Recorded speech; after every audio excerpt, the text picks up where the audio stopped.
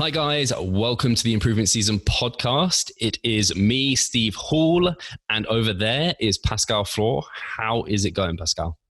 Yeah, we're trying a new setup, right? So we are all Zoomy now. Yeah, I'm hoping this is recording us side by side. I actually don't know. What do you believe? Maybe it might be that warped into one person. Well, at the moment you're above me on my screen. Oh. For me, you're sitting here, but because it's mirrored, it would be here. That's so odd. Well, we'll find out this week. I'm sure it won't upset too many people if we're side by side or up and down. So, how are things going? How's things on your end? Yeah, much better than last week. Yeah, I mean, we came back. So I came back from London seminar with not this London seminar, but the Intensity is Everything seminar together with Cliff, and it was amazing. I love that weekend. It was very short for me at least. And out. Yeah, it was like I got to London on Friday evening, stayed at a hotel at the airport, then got into London, did the seminar, drove back to the airport, stayed another night there, and then got back home early in the morning. Took a reactive deload, a premature deload rather, I would say, just because, I was feeling ill last week, and it didn't get any kind of better, and it would have supposed to be my my overreaching week. And I didn't think that it would be a good idea to actually push it that hard when you're feeling that way. So, and other than that, Katie and the parents have left me for good. No, just kidding. They just went to Magdeburg, which for the listeners probably doesn't mean anything. It's a smaller city where Katie studied, just going to visit some friends. And I have a couple of days for myself. So yesterday, today, and tomorrow, half the day. So she's taken Tony with her? Yeah. Oh, she's got Tony, Hugo, everyone. Yeah, but what should I have done with Tony? I can't breastfeed him. I mean, I could. I don't know. Yeah, I didn't know that's the route you've gone down. It's always a bit of a discussion. Like in Family Guy. Do you know that episode? No. Where Peter's giving the breast to Stewie? And he's asleep and he is actually sucking on his breath. Then waking up and just realizes what is going on. I wonder if I don't know, but I imagine if you were to try with Tony, I would have thought they'd try and suck and see if anything would happen. And we know that males can lactate as well. Yeah. Prolactin increase, guys. Happens to some steroid users where the prolactin levels are very, very high. When they can actually leak then out of the breasts. That milk must be anabolic as fuck. Yeah. I mean, if there's a guy listening who has some fantasies of breastfeeding his child, now you know what to do. Jump on all the steroids that increase prolactin and progesterone, and then it should work out. And doesn't breast milk have something like really high levels of cholesterol or something like that? And this is like a really, I don't know, it's meant to be like a super supplement or something. I've just heard, and people supplement with cholesterol and things like this. I think it's cholesterol or something like that. I have no idea, honestly. But you're not what the breast milk. No, I was in for many surprises when it comes to this pregnancy, to be honest. Because I mean, why would I ever care about this if you're not a doctor in this field?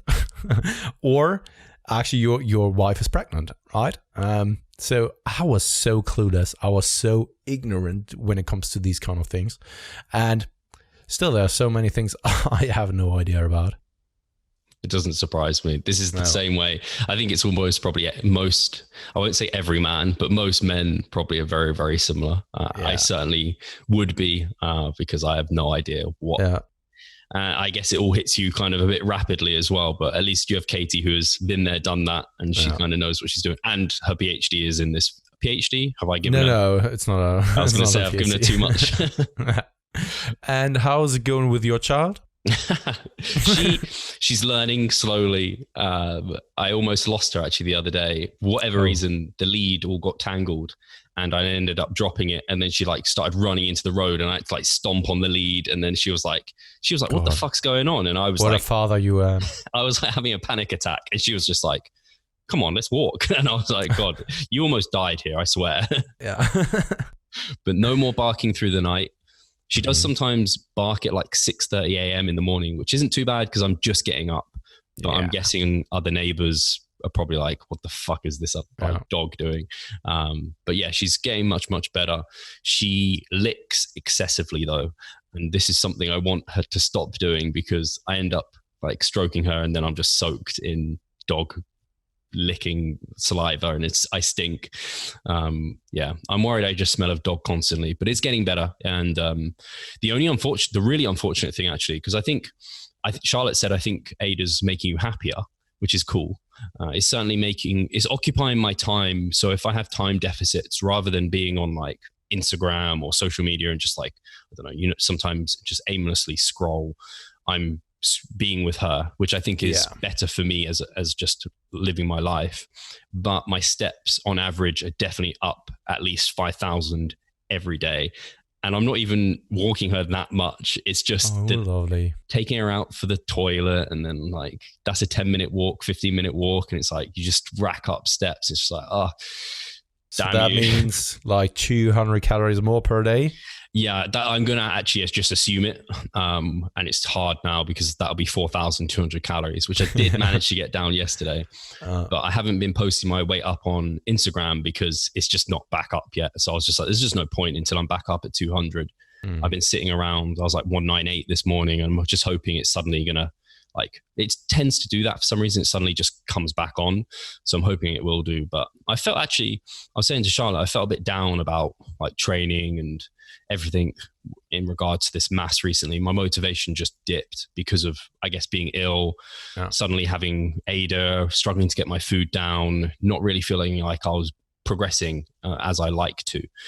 And I just felt like a bit in no man's land. So I'm hoping after another, like a really successful week this week, or as successful as I can be, that will be the start to more productive weeks going forward. Because hopefully, not fun when you're kind of like with your training and things like that. No. I'm just really looking forward to actually start the contest prep after this weekend where the BNBF finals were, and also, just what Cliff was talking about, all these kind of things. It's just like, oh God, now I'm buzzing. But yeah, the BNBF finals were ridiculous. I've just been, I just Crazy, sent for people, actually listeners, if you are a competitive, like physique competitor, I would definitely check out the BNBF, and they do these roundups after every single show, which I think are like a gold mine of information. They're like 30 minutes, 40 minutes long, and they take you through every single class, why the person won, why people placed where they placed. And it just gives you an insight into the judges and what they're thinking. And obviously this is unique to the BNBF, and they have their own kind of, I guess, criteria and their own preferences, but I still think it applies across the board. And I always learn something from hearing them talk about it, and particularly with the BNBF and the old, what's it called? The scared dog. And never to do the scared dog, tuck the glutes under when you're with the BNBF, even if you have got insanely shredded glutes, which a lot of competitors do now.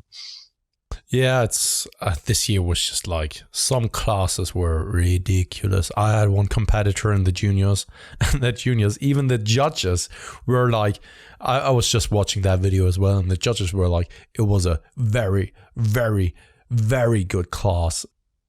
I mean, yeah, it's just the top three, just insane. I mean, honestly, they could have participated in the opens as well. Yeah. And placed well. I mean, yeah. It was unreal. I think the class that really impressed me the most was the lightweights. Like the whole top, like the guy I'm always massively impressed by his conditioning, and I'm always telling Pascal, is Chris Palin, I think is his name. And he always his conditioning is just like unreal. Like most people cannot. I just feel like he's got something up his sleeve with that conditioning. A lot of people struggle, but I think he came maybe fourth. Yeah, it was very surprising to me, at least. But that just shows that they weren't really just looking for conditioning, which is, of course, criteria of bodybuilding, right? That you're not only bringing one of those key criteria, but most of the time, all of them. Yeah, the guy that won, I've forgotten his name now, but he just was more complete overall.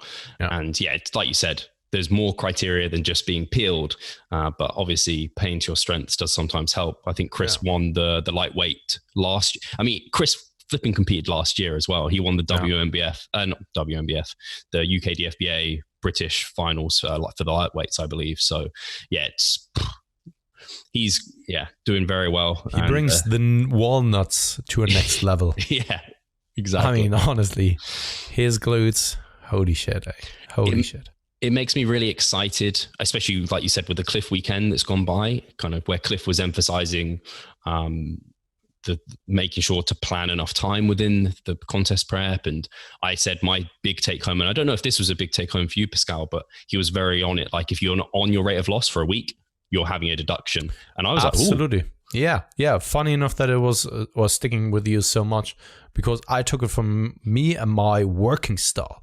Not really for myself, because I was always like this, of like more ahead of the curve when it comes to, more ahead of the game when it comes to the rate of weight loss than being too conservative.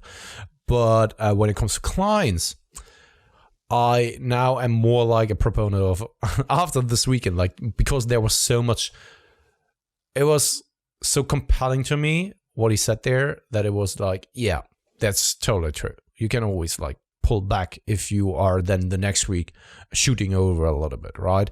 But being under and just rationalizing things doesn't make sense and doesn't probably help in any kind of way. And yeah, from that moment on, I was just like, okay, when we're not in the target zone, we will adjust the macros. It's a really tricky one, because I'd always been under the impression, or at least I'd been more on the side of, if you're ticking all the boxes, everything looks like it's moving in the right direction, but weight isn't, then let's at least hold maybe a week, 2 weeks. And like Cliff said, if you've done that and it hasn't shifted, you're then like catching time up. And exactly. That's the difficulty in prep. And that's where I then was like, oh shit, yeah, that's actually true. And because other external factors always play into account, right? Or play into that of the rate of weight loss. The thing is that you can't just hope that this was just an outlier week. If it wasn't, and the second week is going like this as well, and you didn't make any kind of adjustments, that's totally all right if it's just like a normal weight loss journey. But if it is a contest prep scenario, holy shit, then you've lost like 2 weeks, because you're not just losing 1 week, right? Because when you're losing 1 week, that means that you are waiting for the second week to be better. And if the second week doesn't get better, it's just like, holy shit, I just wasted here 2 weeks now. Yeah.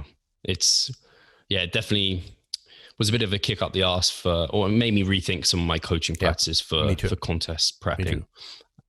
In general, just a couple of things there. And that was why I love that seminar so much, because Cliff is primarily speaking out of a personal experience with his clients.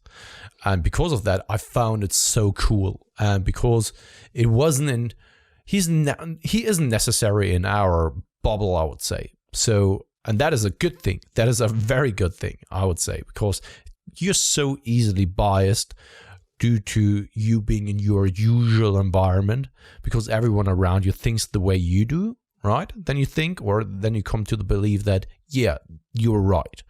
But because he isn't, and he has different practices and different methodologies, it is good, because it made you really think so many things. And we had the chance to discuss a couple of things with him privately as well. And that's where, I love that weekend. For me personally, it was a huge step forward, to be honest. Cool. Yeah, I think it really opened my eyes again when I interviewed Cliff for the second time, but as like the promotion for him coming over, with how good a speaker he is. And I don't know what it is that makes him such a good speaker. I don't think he's not like got the caffeine. He did have quite a few monsters. Yeah. I don't, not to discredit him at all, but it's not like he excessively uses jokes or humor. He doesn't swear loads or anything like this. Something about him is very humble, very easy to understand, speaks very clearly. And actually, I kept very well engaged apart from when it got really a bit warm at one point. Warm? It was You've my been fault. Freezing. Yeah, it was cold, but that kept me alert. And then when it got a bit warmer, I was like, no, I'm going to fall asleep. Yeah, I've been using those extremes. So I had only 2 modes there. There was an aircon, but I only used it like on and off. Nothing like, okay, let's just upregulate the temperature or downregulate it. It was just like either on or off. And the off was like, yeah, it got very, very warm very quickly. When it got up or was on, I think it was only like 17 or 18 degrees or so. So, yeah. But so I think from that, we can both highly recommend, obviously always come to the seminars. It's great. It was so great. There were so many of our clients there, actually. I think I had like 4 of my clients there, and I think you had a couple as well.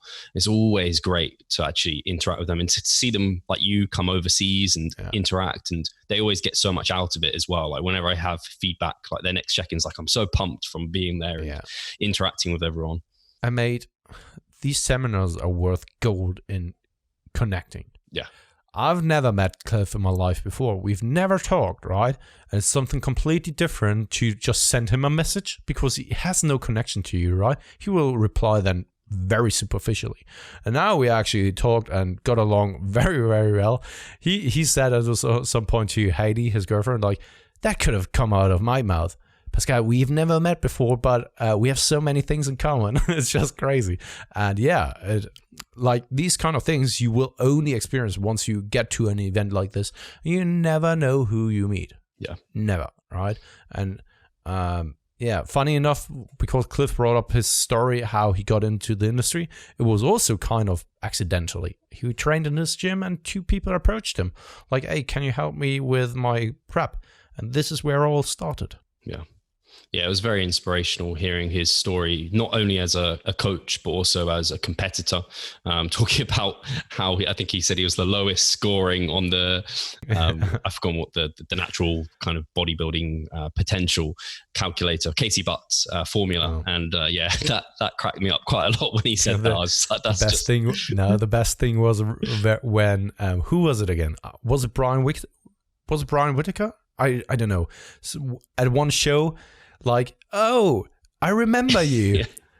Or how can you remember you?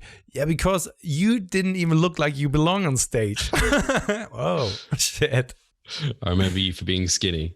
Yeah. Yeah, that's been the worst, yeah. Pascal, you've frozen on my end. You've frozen on my end. Oh, no. Is there anything we can do? But I heard you. I can see you now again. Oh, you're still frozen. Yeah, you're frozen again. Yeah.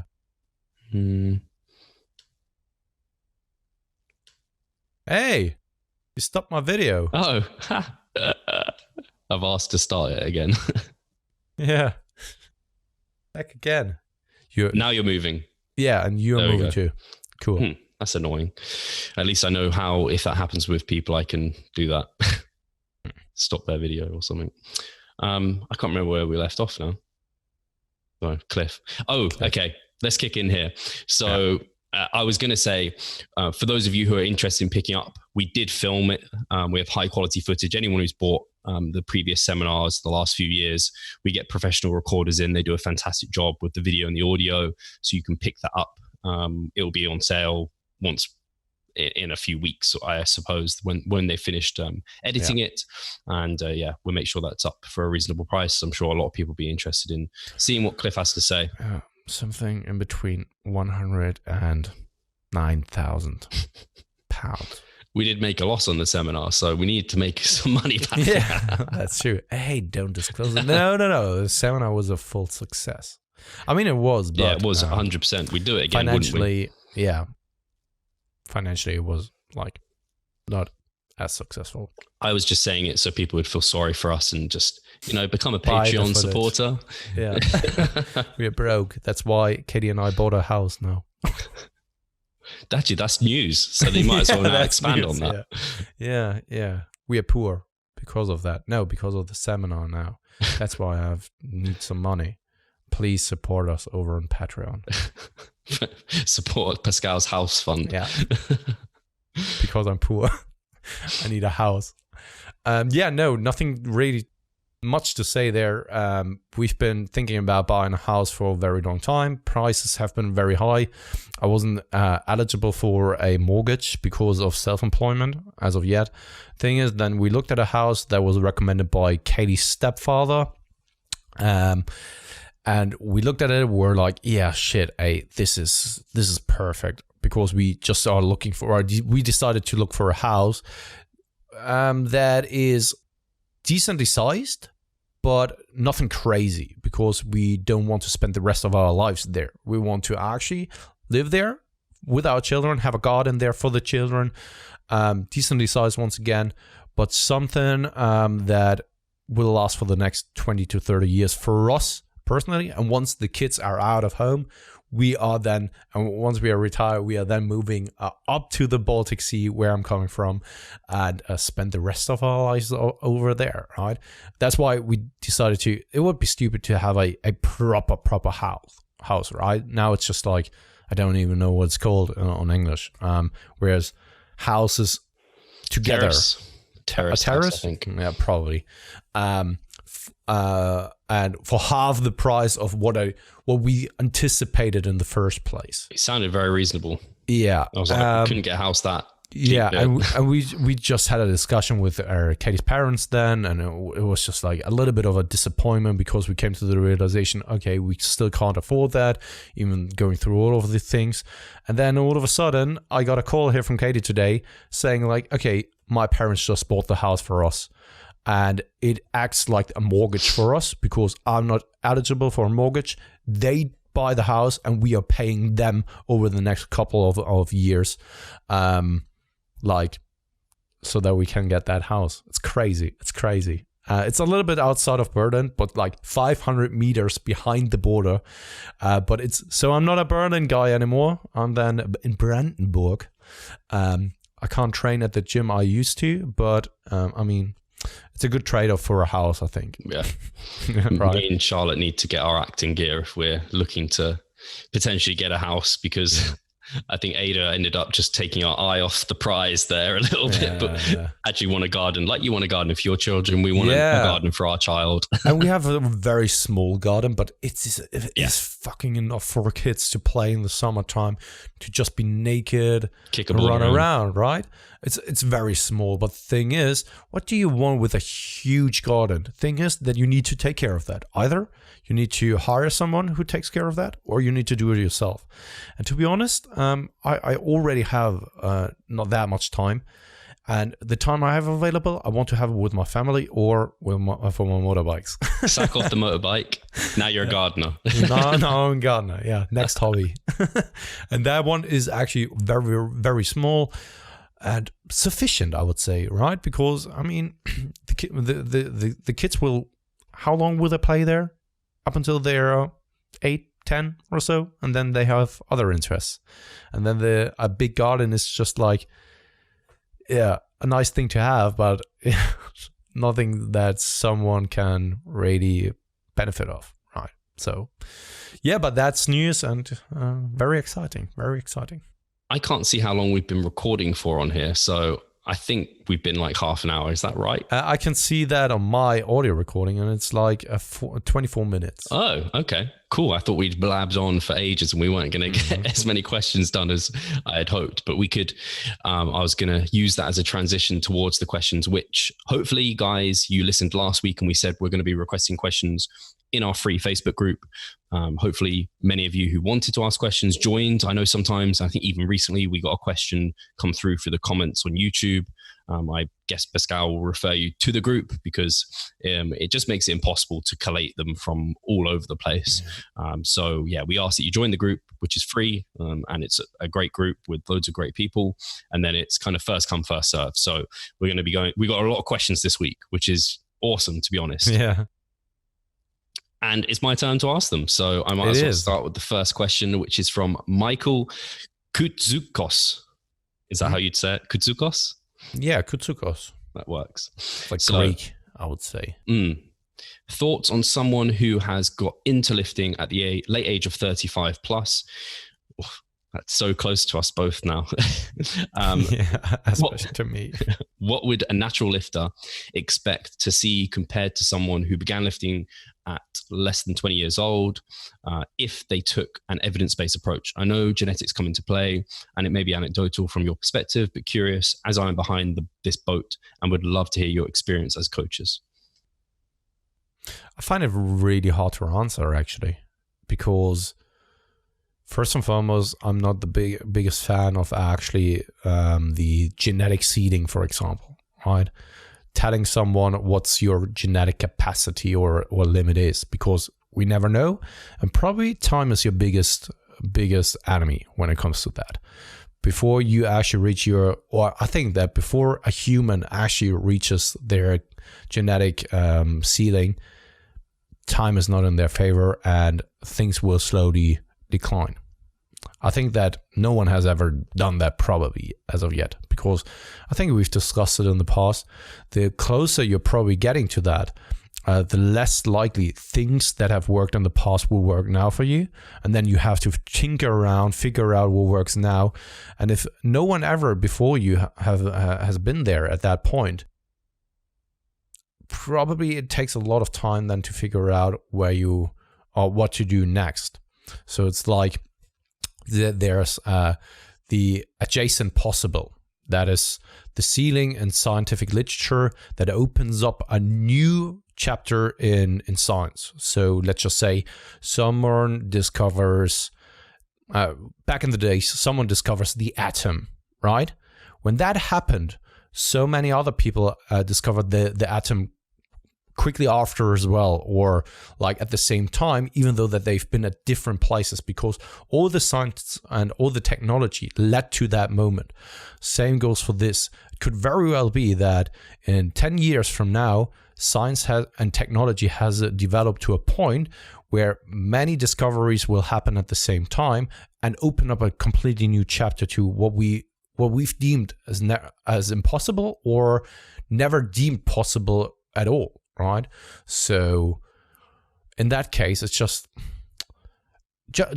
do what you can, and as long as you enjoy it, right? Who cares about what's possible for you? And maybe you're just holding yourself back or limiting yourself and thinking that if you have negative thoughts, that's of course first and foremost my assumption that it sounds a little bit like negative in the sense of I'm 35 years plus. What is possible? That's how I interpreted it. If it's not the case, perfect. Just go ahead and lift and enjoy the journey. Yeah, I'm completely with you, because there's so many ifs, buts in this context, this scenario, things we don't know. And in the end, my answer would always boil down to do your best job and you'll get the best outcome you can hope for. And I've had this question from clients before, like, where can I be in this many years' time? What can I expect in like 5 years or something? And it's just like, well, let's just do the best job possible we can, and we get what we get. Because like you said, you might start later, and yes, you might be like your testosterone levels might not be as in a good a place, but maybe you've got your life together now and you can train and dedicate. You've got like, I don't know, loads of savings. You can actually retire early. And so you can invest and train twice a day and do all these various things. And now you're growing suddenly quicker than you ever could have when you were younger. So it's just one of those questions that it's just kind of like, it's like mental masturbation. That's essentially what it comes down to, unfortunately. I would actually really love for those kind of questions to be answered to your satisfaction or to all satisfaction, but it's unfortunately impossible to do that. Yeah, and I always feel sorry, right, to not give a clear answer to those kind of things. Like, okay, this is what I think, and this is what I think is the best way forward, but I can't. Cool. We'll get to the next question, which is from Toby Johnson. And he has asked, what's the evidence that it's a good idea to progress volume slowly? Why not get beginners and intermediates to absolutely blast it at the gym and increase their work capacity ASAP? And this is funny because the last two questions, people have attempted to answer the questions for us as well. So I haven't read their interpretation. I haven't as well. I think when it comes to the evidence, then we have to also take into consideration that most beginners or intermediates, they don't need that crazy increase in set progression. And it's still up for debate if that's even at all necessary, because we know from the scientific literature that, for example, more experienced lifters can recruit all of their motor units from the first rep onwards. Thus, each and every single repetition is more effective from the first repetition or from the second that you're lifting. So it could even be the case that the more experience that you're getting, the less volume you actually need to grow, right? So in that sense, I think that if you're then increasing just the volume and blasting your soul out, Eric Helms once put it that way. Every unit of volume is a unit of risk. And if you haven't the technique down yet, which I don't assume this is the case for beginners, doing then each and every single repetition or each and every single unit of volume can actually potentially lead down to detrimental outcomes, because the more you do, and the less likely it is that you have things nailed down yet in regards to the execution, the higher of the risk it is that something bad is coming out of that. So yeah, what's your take on that, Asif? Yeah, I mean, he's asking what's the evidence that it's a good idea to progress volume slowly. And there's obviously no direct evidence to suggest that. It's more an agglomeration of coach experience and the fact that when you're earlier in the gym, you just don't need much volume to grow. You don't need periodization. And like you said, the most important thing is that you're laying a solid foundation for future. And because volume doesn't need to be high, there's no point rushing all of that. And it's more time that you can put towards taking care of technique, like you said. So I think that is the foundational principle. That's why you don't want to rush volume, because like you said, you don't want to rush someone doing more volume when they haven't got their form down, and that leads to injury because they're just all guns blazing. So yeah, I think you basically answered that incredibly well. Also, I think that when it comes to building the mind-muscle connection, the mind-muscle connection is probably also tied into motor unit recruitment and muscle fiber recruitment, just due to the fact that once you are connected with that, probably the muscles in that area are working more efficiently, right? And this is I think, a skill that needs to be learned. Of course, not intentionally. You can't say like, okay, this time I want to recruit like, I don't know, 10 motor units or something like that, right? It's not like this. There's no what I'm saying, but more like the skill of the mind-muscle connection, and also thus then the recruitment of motor units. It just takes time. And if you're just doing tons and tons of volume, it is, to me, I think, more likelihood of just going through the ranges of motion instead of intentionally working a specific muscle group. Cool.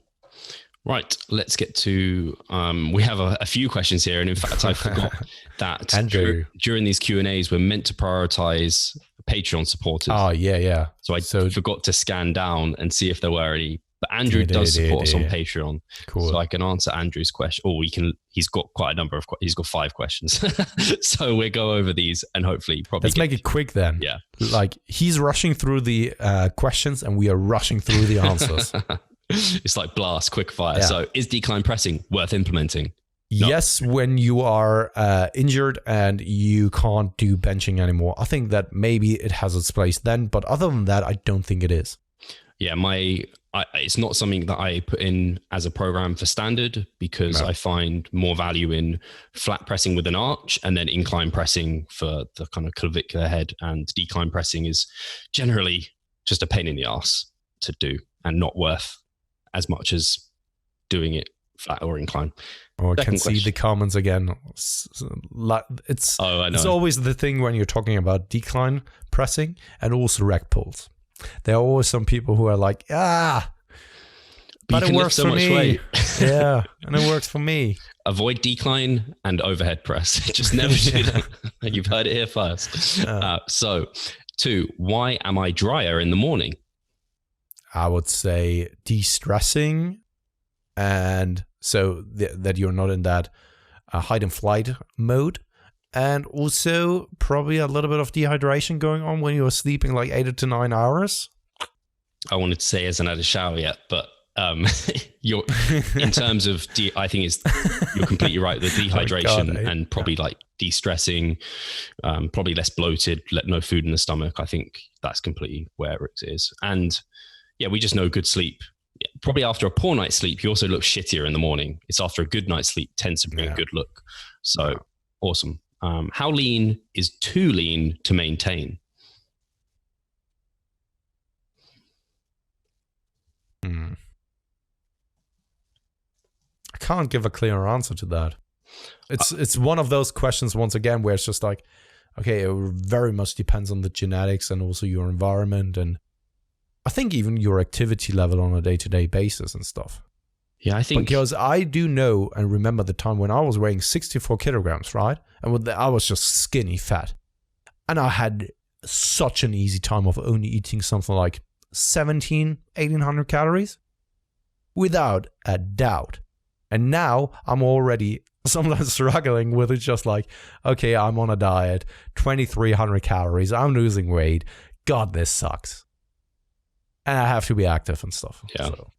I think you nailed it in that it's just so individual. And I think you could individualize the answer and just say anything that feels unsustainable. If it's not sustainable, like if you're having to do things that are stressing you, if you're making sacrifices, if you're going out of your way to do steps, if it's not fitting with your lifestyle, it's probably something that is not good to maintain, because you could try and maintain like shredded, but it's just going to be fucking hard and it's not going to be healthy. So it's a question of kind of finding a sustainable level where you feel comfortable in what you're doing.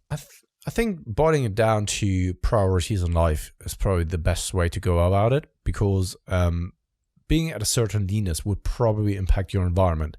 It could very well be that your performance in the gym is decent enough at a specific body weight, but you are just like totally moody all the time, super lethargic, don't have a libido, and if you have a girlfriend or even a boyfriend, that just sucks and impacts your environment. So sure, normally people are recommending like, okay, when your performance isn't there, when you can't progress in the gym, that you're probably too lean. But what if you are performing well, you are progressing well, but the environment sucks, or your current state has an impact on the environment and makes your life kind of, for the outsiders, a little bit miserable.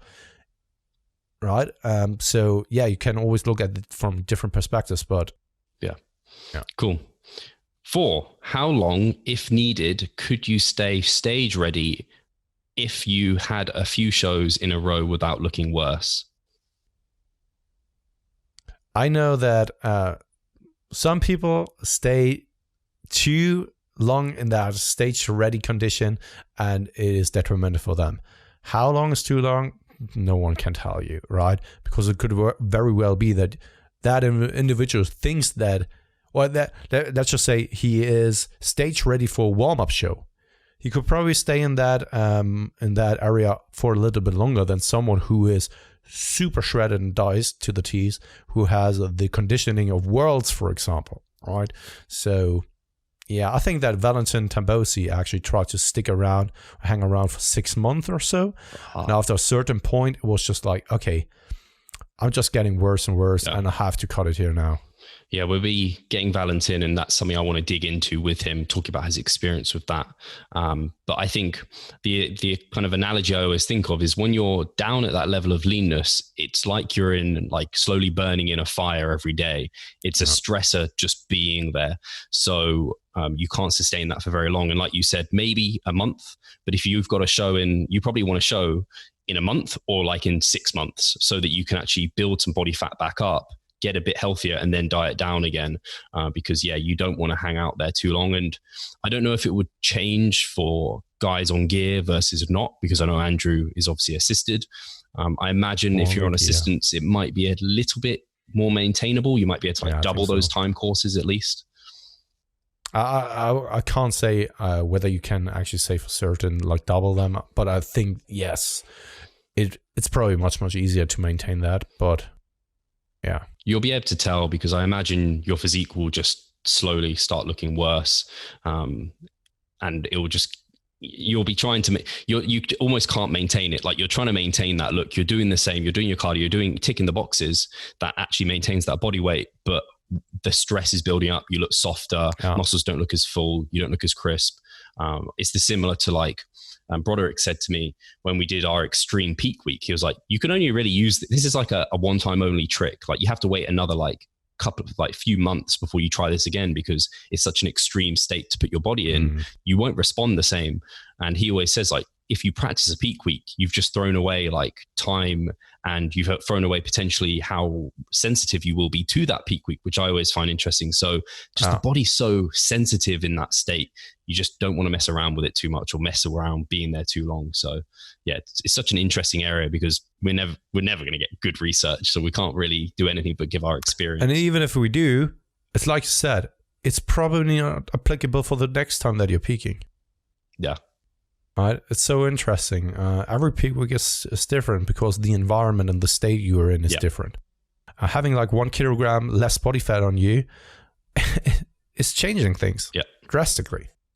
Cool. So number 5, when changing a workout split, say from pull push legs to upper lower, would you experience more difficulty for the first meso as it would be a new stimulus? What have you seen with clients? I think yes, because the training frequency is a little bit higher. You can even experience that like with an exaggerated example. Let's just say you have push-pull legs, but you split up the sessions into two sessions, so AM and PM sessions. Even if it's the same amount of volume and you're just splitting it up to AM, PM, it's much more strenuous for the system, and you will experience so much more fatigue just from that. I've seen it with a couple of clients. I've noticed it myself, and you have to nail then the recovery and the nutrition. When it comes to something like this, probably because you're now inducing like a 3 times per week frequency instead of a 2 times per week frequency, it could very well be that even if you're doing a light session of, for example, the lower body, that it's a little bit too much for the body to handle. Yeah, I think you said it really well there. It's not something you jump into. It's something that you do as a requirement because your volume from push-pull legs is getting to a point where each session is kind of getting beyond like the 10 sets per muscle group or something along those lines, where pumps are leaving you. You're recovering well, you're still doing well, but you're finding that you can't benefit from that much volume in a session.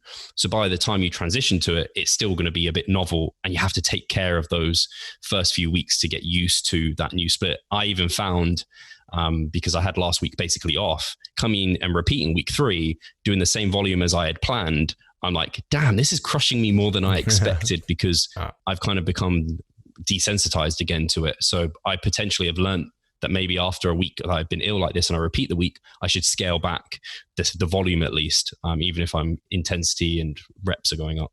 What you could do in that scenario, Andrew, because I've tried it with my man. We went from a push-pull legs to an upper lower. And for him, he wasn't able to tolerate a lot of volume, relatively speaking, right?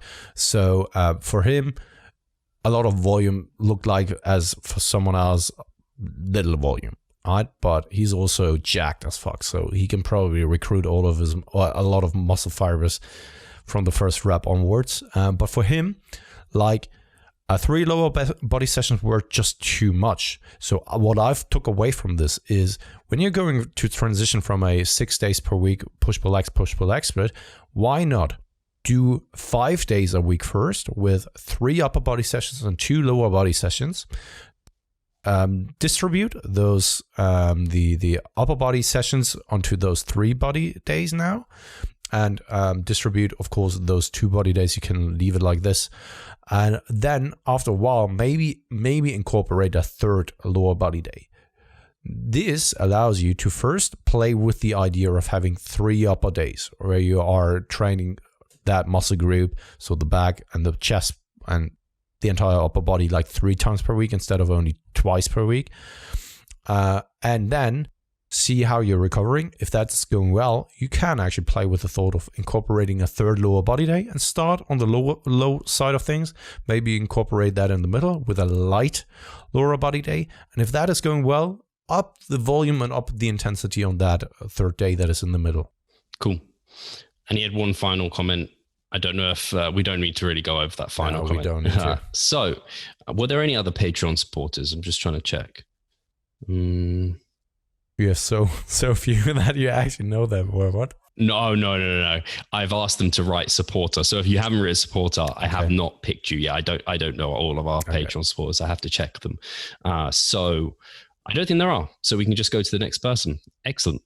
So Nick Ferreira said, besides counting your calories and hoping you are in a deficit, has anyone ever been able to list physiological signs that you are truly in a deficit? I get weight loss is one, but are there others which can let me know I'm in a deficit?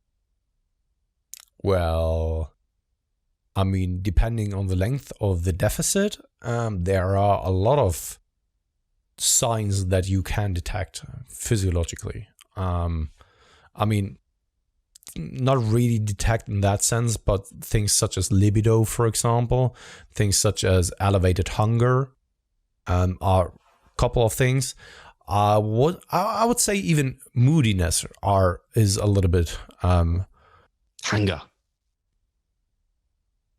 Many people would deem this as a psychological thing, but the thing is that it is driven by the caloric deficit, and probably due to those hormonal changes and that environment that you're in, the mood, the lethargy is actually coming from that, and it's not just psychologically. It's so hard to disentangle psychological and physiological, isn't it? Apart from weight loss, a lot of the other ones are quite... The thing is that they are always intertwined. You can't separate them from... I mean, not in that sense, right? When you're starving, of course, your psychology will be very, very, very much like, I don't know, fragile. You are fragile then. Yeah. Right? And you can't endure as many stressful situations. Your food focus is elevated. You're not thinking about reproduction, but you're more so thinking about finding the next apple, right? And stuff like that. I mean... And then, because we all know, well, you don't all know, but the saying is stress is stress is stress, and being a deficit is stress, but so is staying up late and being sleep deprived. So a lot of the symptoms of both of those would be similar in many ways. The only other one I can think about from scale weight that's kind of like more like definitely physiological and not tied within the psychological, maybe photos, but again, that could be psychological because you could look at them a bit funny. Or what about performance in the gym? I was just going to say waist measurement. Yeah. Possibly performance. Yeah, because I mean, fatigue is sometimes it can actually be psychologically, right? But it's most of the time like coming from a physiological perspective that fatigue kicks in, and fatigue then has an impact on so many other things. And fatigue can look many different ways, right? But you will notice it most of the time, especially in the gym. And I'm trying to think, where's he coming from with this question in terms of like, I don't know if he's trying to identify if he's in a deficit when he's not losing weight. And this come back to what we talked about with Cliff, in that if you're not in a situation where you've got a deadline, if you're ticking all the boxes that confirms you're in a deficit and the scale's just not budging, just wait a couple of weeks, because it might just be that you're waiting for a whoosh, and that the scale's just lagging behind the actual adaptations that are occurring in the body. Yeah. Cool. Next question is from Aristis Amiralis. I'm going to say that is going to be correct. Does the reverse pyramid method, first set heaviest, provide any more benefits for hypertrophy than regular pyramid method? Do you want to go ahead this time, or should I just swing the bat? I'll try. My answer might not be satisfactory, though, because I'm not very familiar with either of these and I've not done either of them. What I would say is it boils down to the principles of hypertrophy for me, in that if we are meeting an intensity, relative and absolute, for hypertrophy, in that we're less than 5 reps from failure, we're training with nothing less than kind of 30 repetition max. So it's heavier than like 1 to 30 reps, basically less than 5 reps in reserve. And then the next kind of telling of how powerful or efficacious this is towards our goal of hypertrophy is the volume. So the number of sets that we're doing with this. So I would say, no, it doesn't. It's just a different tool to accumulate productive volume. Yeah, I totally agree with you. I think that there aren't any kind of benefits or that it's superior for hypertrophy than a normal method but the question, so I just read through it another time. Does the reverse pyramid method for set heaviest provide any more benefits for hypertrophy than regular pyramid method? I think that the regular pyramid method doesn't make sense to me at all, right? That you're starting with a light weight, you're working your way up. You're just basically just pre-fatiguing yourself without probably recruiting the muscle fibers to its highest extent, or the motor units. So when it comes to the effective reps concept, right, it has been around, like especially here in the last couple of weeks, quite extensively. And when you really think about that, I do think that there is probably a specific range you want to be in when it comes to being shy away from failure. That doesn't mean that you don't receive any kind of hypertrophy when you are further away from failure. So for example, the quote unquote cutoff point of 5 reps away from failure, I would still assume that you are still getting something out of that, and it's not just 0. But in that sense, like when you're doing a regular pyramid method, right, you're working sub-maximally and working your way up to the maximum amount of weight that you can handle. Thing is though, that this maximum set will be impacted by the previous sets that you've been doing, and thus every set will be kind of sub-maximally or sub-stimulatory, instead of doing it the other way around, where you're then going for one set that is the heaviest and then do a drop set or down set for two more sets or something like that. Sure, you could always equate volume, but I'm not entirely certain then whether this yields the same amount of hypertrophy. So let's just say like the first set is, I don't know, 100 kilograms for 8 repetitions for an area of 5. Then the second one is 102.5 repetitions for 102.5 kilograms for the 10 repetitions for area of 4, all the way then up. Instead of having like the heaviest set first and then ramping it down and have like, I don't know, others. I just don't think that it will yield the same hypertrophy. It's very hard to explain in words. I would rather need to actually put it on paper to explain myself well. But I hope that you get the idea, Steve? Or was it just like rambling? Yeah, I don't know. I think it's one of those things we don't know yet. But I just think the pyramid methods tend to, I just don't use them because I find them to be a little bit more complex than is necessary for quite a basic kind of outcome for hypertrophy, in that I just prefer sticking with a rep range and rep in reserve. I don't know if the lighter loads then pre-fatiguing you for eventually a heavier load, but isn't as heavy as what it could be if you started with that, would lead to equal hypertrophy if you went heavy and light, then light and then heavy. It's hard of fatigue then recruit. So when fatigue kicks in, motor units are then recruited anyway. Yeah. Kind of like the Maya rep, kind of you do a light one close to failure and then you rest light, short rest periods, and then you recruit more fibers and you get more effective reps via accumulating it via that. It's an interesting thought. I would imagine whichever one allowed you to get more, maybe volume load would maybe lead to more hypertrophy because there's more total time under tension. I don't know. Yeah. Anyway, next question. Yeah. So the next question is from Joshua Fantini. He has asked, mine is rather not a question, but rather a topic for an episode. I would love one purely based around peak week and the last month of dieting for a show, protocols around training, recovery, nutrition, hydration, loading, depleting, etc. The full works. So I guess this is something we can probably do. I know we've had, just thinking who's spoken about it. So Mike's definitely spoken about it before. Cliff has obviously spoken about it to some extent. And obviously in his seminar, he will have.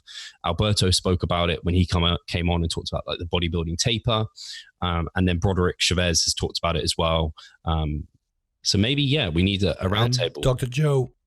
Yes, of course, Dr. Joe. So maybe we could look to do another roundtable. I know Yeah, Jeff Nipper did one years ago, which was like very unique and very cool. Yeah. Maybe we need to update that one. Yes. That would be very cool. Anyway, next question is from Omre Cars. Sorry if I completely screwed your name up, mate. I feel like I may have.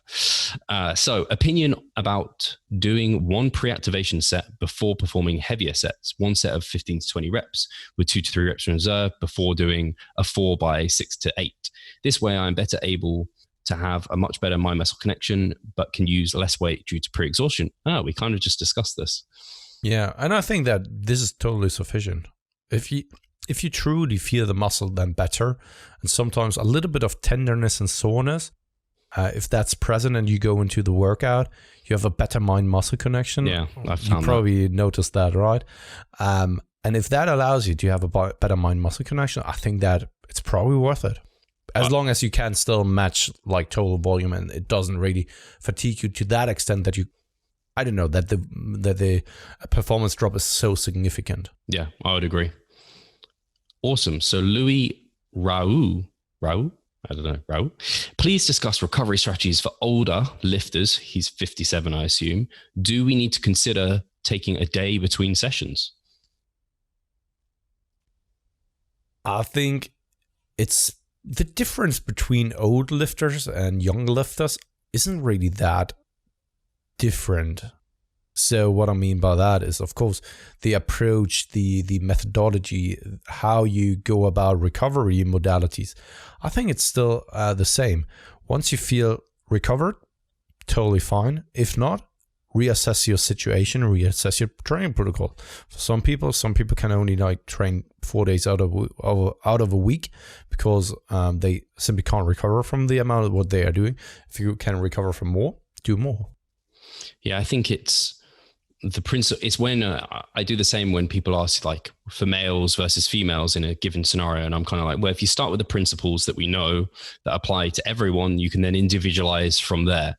So I think, yeah, you apply the good general practices for recovery, training within your MRV, making sure to get plenty of sleep, staying well hydrated, meeting your nutritional demands, macros, nutrient timing, taking care of stress, doing some meditation, taking ashwagandha at the top.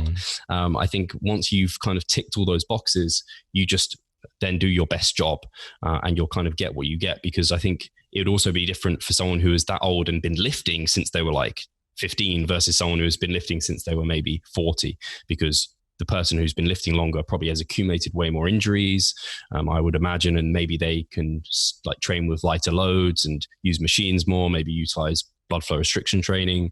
But again, that's without context of knowing, we can't necessarily say. But I would just start with the principles. And I know James has written Recovering from Training. I believe that's an ebook and maybe even on audio as well.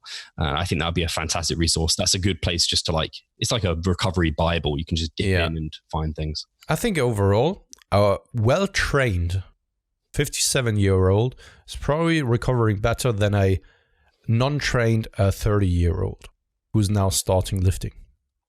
Due to adaptations. Yeah. And knowing themselves. Especially like when it comes to aerobic work, like an over-exaggerated example.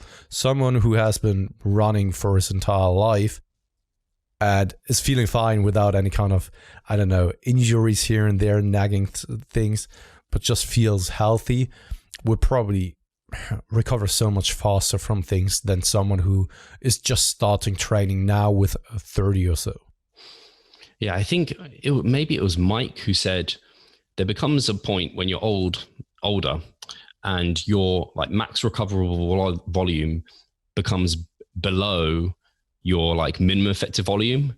And so you even if you maximize how much you're doing in the gym, you still can't grow. And in fact, it could come to a point where your max recoverable volume is below your maintenance volume.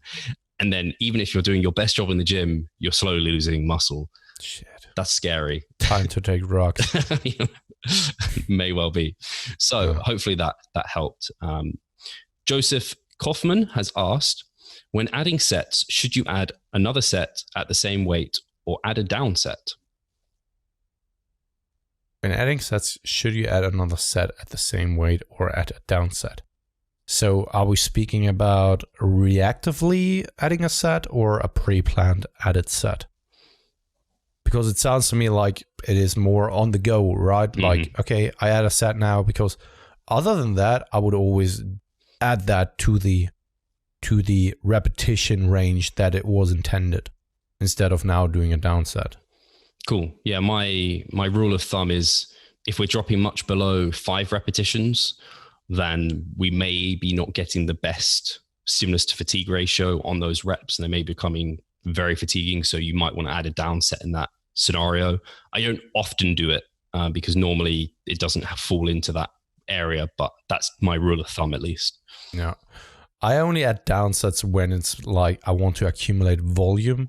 A person's fatigue is just accumulating so quickly on that exercise, but the stimulus ratio is so high that it's worth to then add a down set. So let's say he has a repetition range of 6 to 8. First set is an 8, second set is a 6 already. So only 2 sets in the tank or in the bank, and thus, yeah, he couldn't fall into that repetition range anymore. Add a down set for the next week or so, because that exercise is maybe providing such a high stimulus to fatigue ratio. Yeah, that's similar to, I guess, to the 5 rep rule in a sense. So yeah, makes sense. Accumulate more volume. So we are over an hour now. Oh, Steve. Are we? I was just going to keep going through. Yeah. How many questions do we have left? 1, 2, 3, 4, 5, 6, 7. 8. Oh, we that was actually good. We have 12 questions left. Damn. Yeah. We maybe got through half. So anyone who didn't get their questions answered, feel free to copy, paste them into the next time we ask, which is probably going to be on Wednesdays around midday. So you can just want to answer Holger Damski's question. Any updates from JP? And I'll make it very short. Yes, he dropped out. So people, now you've left that cliffhanger, everyone's going to be like, tell us more, Pascal. You haven't told us enough.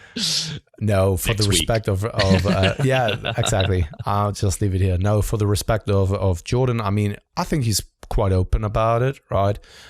He has his views on RER and what he gets out of it.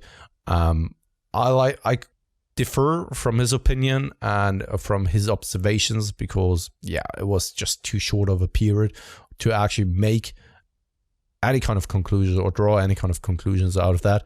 But yeah, it is what it is. Cool. And on that bombshell, we will catch you next week. Yeah. No, what's this song again from Top Gear now? Oh, geez, I haven't watched. No, that's Top Gear. I have no idea. I just watched it, the last episodes, because I didn't have the time for a very long time. The last episodes of the last season I watched when I went over to London. I love those guys. They are so freaking amazing. Honestly. Actually, the new triple threat that's there at the moment, the new presenters are good, because they went through some... From Top Gear? Yeah, they went through some poor people. Or I don't want to watch it. The originals are just... the best. Yeah, I agree. I switched over to the Grand Tour because they are just like hilarious. They are such a good trio. It's unbelievable. I was sitting on the plane and I was laughing, like sitting by myself. I'm just laughing, right? And people around me just like, what is going on with them? Amazing guys. My type of humor. My kick at the moment. Actually, New Girl is. I don't know if it's my type of humor. Schmidt is hilarious. But my kick has been The Punisher on Netflix. Yeah, it's good. It's just like so gory and just... Is it still running though? Because I know that all the Marvel shows have been canceled by Netflix. 2 seasons were available. Because the Sony... No, was it Sony? No, Disney bought all of the license. And that's why they needed to cancel those shows. I loved Iron Fist, actually. It was very good. And especially, like, I loved Daredevil. I never saw any of them. Yeah, it was so good. It's not like the Daredevil from Ben Affleck. Good. Not at all. Not at all. That's why it put me off. Very good. Yeah. No, it was very... I very much liked that. But also because of the actor he just fitted that position. Cool. You've got our Netflix recommendations now. Yeah. Guys. Which are discontinued, so it's very unsatisfying. So if you start now, you have an open ending. I'll give Peaky Blinders a shout out. Yeah, Peaky Blinders. fucking Peaky Blinders, Birmingham. I'm going to get the haircut. You'll see it. Just shaved. Man, that's a cool show. Fucking hell. See you guys. Other. That's why we have Ada, the dog. Yeah. Yes. Ada. God damn it. We leave it here now. Yeah. Cheers.